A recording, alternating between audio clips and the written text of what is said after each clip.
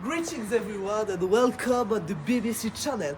So today we will talk about punk music, this movement born in 1976 when the kingdom was over-crashing and the streets full of garbage. Today it is now considered as counterculture and there is a major dissent between those outrageous and provocative outsiders and more conservative people.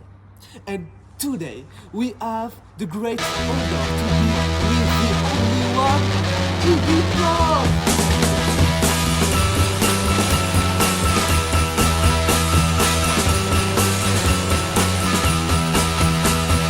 So messed up, I want you here. In my room, I want you here. Now we're gonna be face to face.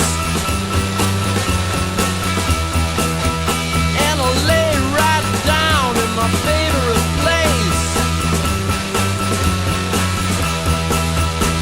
And now I wanna be your dog. And now I wanna be your dog. And now I wanna be your dog. How are you, Iggy? Well, I'm as right as my last frontline fans in my last show. So, Iggy, we have just heard one of your most famous songs when you were in the Stooges band called I Wanna Be Your Dog. How would you define your music style? My music is dancing and has a light rhythm. It is based on electronics instruments like synthesizer and all numeric stuff. Very fashion at the end of the 1970s. This song is about the wild desire of someone with no shame. It's not romance at all, but it is a more natural, a more animal feeling. It evokes the sexual submission of the narrator who wishes to be the dog of his love. Why would you do such an outrageous song?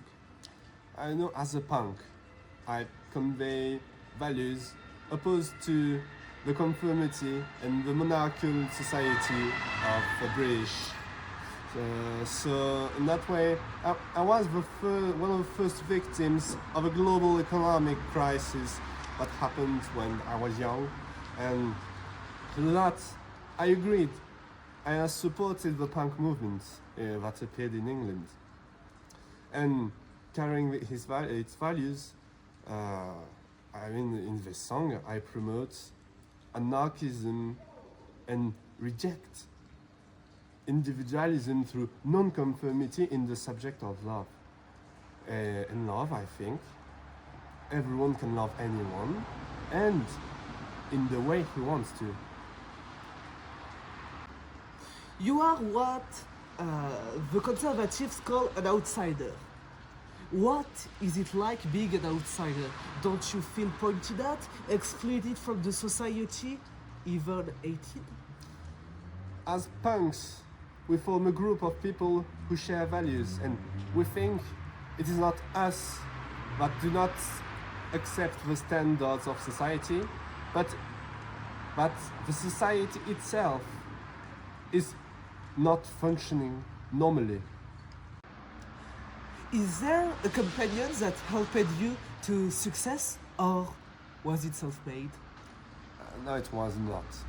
You know, nobody does it alone, on its own.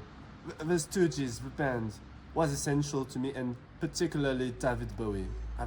This man saved me when I was half destroyed. And he saved me, and you know, there is a lot of myths behind self-made punk legends, but survival is always collective. Would you encourage the new generation to follow your movement? Not to imitate it, but to challenge the new world they're in, and question authority, for punk isn't a uniform, it's an attitude on the whole. What is the music you think you recorded the best? Raw power. This music is alive, it sounds like it might fall apart at any time. I think punk attitude must have changed you either on your way of think or your way of look. How did it affect your behavior? Well, first it removed my filters. I became more confrontational, more physical with people, and being more honest with my fans and closer to my spectators, and I think that's it. Thank you so much, Iggy, for having accepted my invitation.